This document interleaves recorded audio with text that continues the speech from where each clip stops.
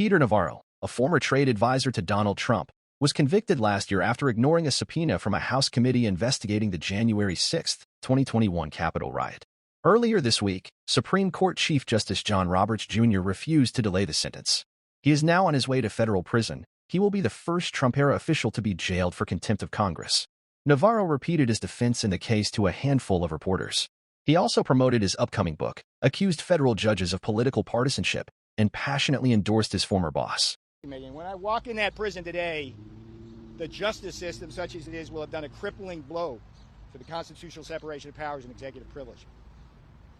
The second and related story has to do with the emergence of lawfare and the partisan weaponization of our justice system, which we have seen come to this country with a vengeance since the coming of Donald John Trump as president, and that keeps getting worse. So let me walk you through those two stories. And again, I'm hoping as journalists, you will do some background, some research. I'm asking you to fact check everything I say today, and write the bigger stories here, which I think are the important ones. So let's talk about some facts here. I am the first senior White House advisor in the history of our republic that has ever been charged with this alleged crime. And I say alleged because for hundreds of years, this has not been a crime, and for 50 years, the Department of Justice has maintained the principle of absolute testimonial immunity. And it was only with my case that somehow that has changed. And here's where the homework is, because the big constitutional separation of powers are these. Can Congress compel a senior White House advisor, what they call the alter ego of a president, to testify before Congress? And executive privilege goes back to George Washington and his remarks to the Congress regarding the Jay Treaty. And he said very simply and clearly, succinctly, elegantly, that to write to the Congress, he said, I cannot command you as members of Congress to come to me. You cannot command me to come to you. And the reason is the constitutional separation of powers.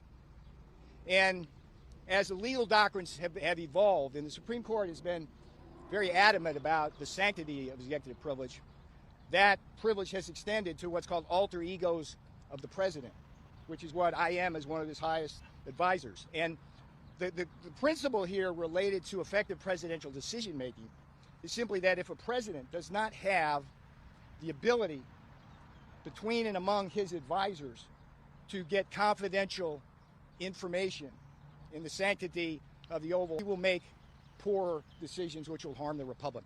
That's what this is about. That's what this is about. And as this case has worked through the legal process, there are a number of big issues that we will be going through on the appeal that Mr. Woodward in the back there will lead with Stan Brand, two of the finest scholars in this area imaginable. So the issues, again, please do your research. It's, can Congress compel someone like me to testify? The answer has been no, ever since George Washington said that to the Jay Treaty. What constitutes executive privilege? Is it presumptive? If not presumptive, what does a formal invocation look like? In my case, I had an evidentiary hearing for the first time in history. I presented just a mountain of direct testimony and circumstantial evidence related to emails, correspondence, phone calls, and visits with the president and his top aides. And at the end of that day, the judge made the novel choice to say privilege had not been invoked. And it was absurd. It was probably the most absurd element of this case. So the appeals court and then the Supreme Court will ponder that issue, and it's a really important issue. A third issue has to do with the fact, and this should chill you, okay? If you're ever in my position and you have to go to trial, it should chill you to know that the judge has the discretion to strip you of any defense before you ever get to a jury. How can that be? That can't be the law. And the way that happened in this case was through the misapplication of an antiquated, misapplied precedent of the lower court that had no bearing on anything related to cases. It's absurd. And in a related case with Stephen K. Bannon, Judge Nichols released him pending appeal with one line, released because I think this may be reversed. And the thing that Nichols said, top of the list, was licavoli. That's the four-letter word in this case. The last issue is something called the rule of lenity. Again, put yourself in my shoes. The law, up to the point where I was convicted, said one thing, which is to say, I was doing my duty to this country, the Constitution, and my oath of office, according to the Department of Justice, according to the Supreme Court. They flipped that. The rule of lenity says, if they flip that, I'm not guilty, okay? Try the next person who knows that the law has been changed, but you can't do that.